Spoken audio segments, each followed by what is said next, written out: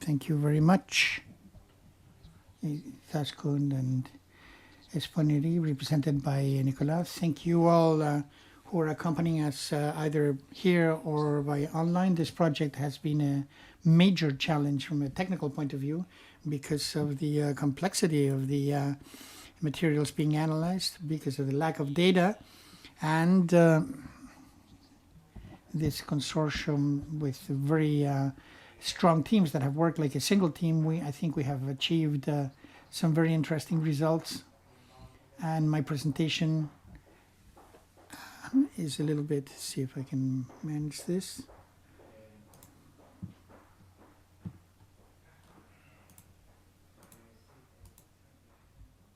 This is not my presentation. They're numbered. Mine is number 2.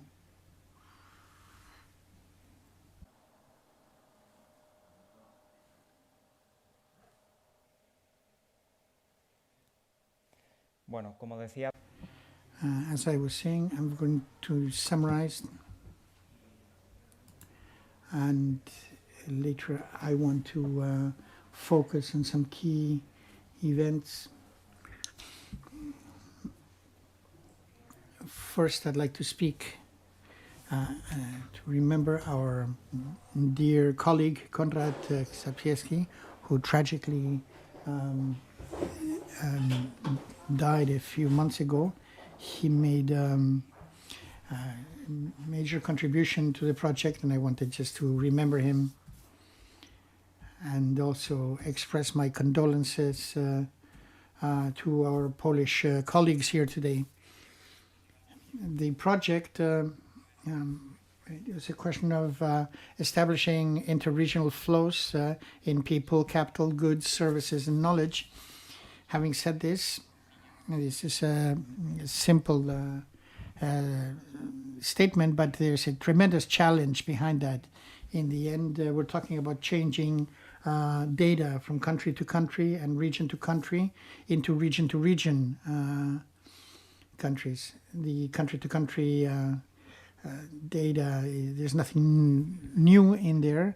Region to region, we have this tremendous novelty that we have achieved with the project, because we have filled the gaps that we were missing. And what that has allowed us, once we have we got the data and the region to region data, we were able to model to work with black swans. One ends, and we get through Brexit, we get accustomed to it, and then we have the next one, which is COVID, and now we have Ukraine, and unfortunately, and we have the feeling that this isn't going to stop. We're going to have these kind of events, and the territorial knowledge achieved in this project and other ESPON projects are helping us to prepare for these challenges. Outside, there are a couple of computers for demos, and in the hall of the virtualization tools. Everything that you're going to see today and tomorrow is deployed in the project website, in the ESPON portal, and you're going to see that visualization tools can transfer this whole data complexity we have been talking about. Having said this, I wanted to give you 7 key learnings or messages. There's seven ideas where I have, which I think are important. We have in this project where we've had over 2,000 pages of scientific knowledge, really motivating. But I chose the ones that for me were most impactful. The first is that the analysis of ESPON regions gives us the result. 65% of the value added in each region stays inside the region, 60% stays within the country, and the remaining 20% is what is tied to what regions do among them. Now this, if you in the map you can see the distribution when we talk about macro and aggregate data. but when we talk about one thing, but in the map on the right, you can see, for me, that's the first message. The second message is that interregional flows are growing solidly and consistently between regions from 2010 to 2018, 22.5% on average. This is a considerable increase. It is true that some are staying and that some are not. This, because of the ties with trade flows, has a tremendous impact. Also because of energy transition, which is key for Navarre, and we're going to be speaking of later on during the day. In addition to that, there's something else, and that is that migratory flows within European region, or among European regions, are actually decreasing. These dynamics of going east to west or south to north is just not, that is not a trend that prevails. The third idea is that there's a network of metropolis. You can see it in the top part of on the map at the top on the right, which is focused on Northern and Western Europe. But when we weigh by population, we have some additional stories. We see Navarre and the Basque Country in Spain, Scotland in the UK, and Iceland. You have small regions or countries that are relatively small in the European in size, in the European context, but which are very important in terms of flows. And we thought that this was an interesting story to share. The fourth, we can talk about the vulnerability of regions. In the results, project results, we have been able to identify those regions that are exposed to a single flow instead of having a balance of various flows. Some regions are extremely dependent on the flow of goods. Other ones are exceedingly dependent on migratory flows, and other ones are balanced. We think this is very interesting because particularly because there's a rule that peripheral areas are like single crop areas. It's not the case of Navarre.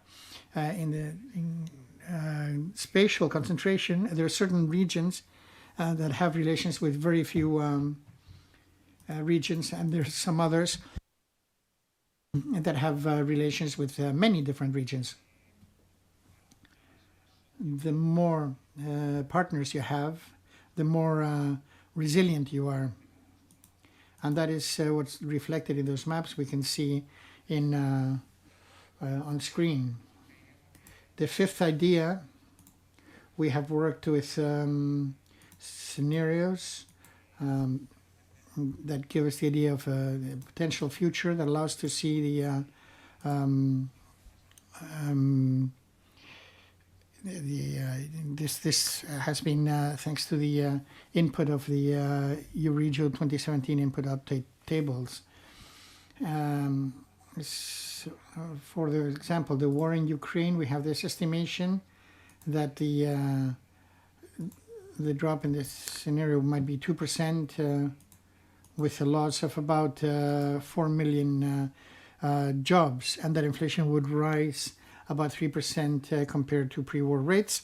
And this has been overcome, but because of the new trends, all of this changes at a speed, an incredible speed. Here, in the COVID scenario, or the COVID setting, there's a very clear east-west distribution. And with COVID, it was very different. So each event affects territorial distribution. That is why it's important to work with these aggregate figures, because even within countries, you can see that it's not the same case. In France, it's quite clear. The Paris region has been the most impacted by the war in Ukraine. And this could have been hidden working at a country level. And the last idea, and this is the end of my presentation, I hope I didn't take up too much of your time.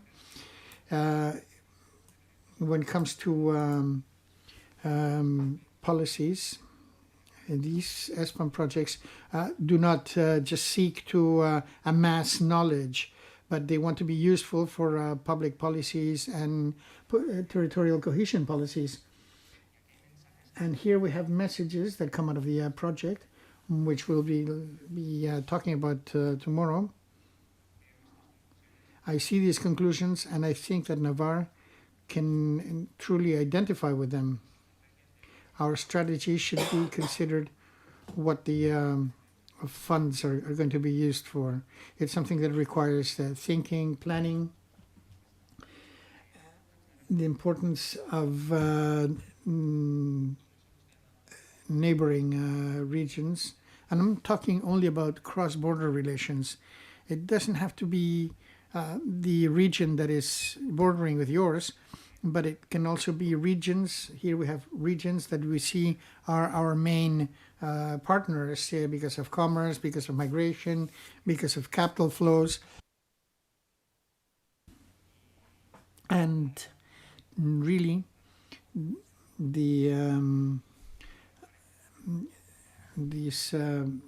have the sessions we're going to be talking about today and tomorrow. We can clearly see peripheries, even within countries that are more vulnerable and have to be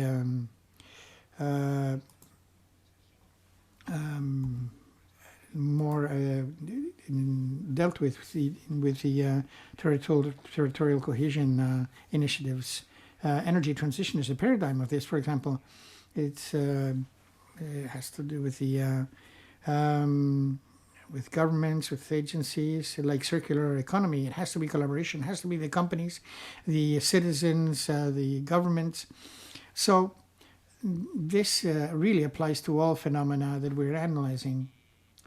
And another aspect which I found particularly interesting is that how reducing the distance between different large cities and more remote areas.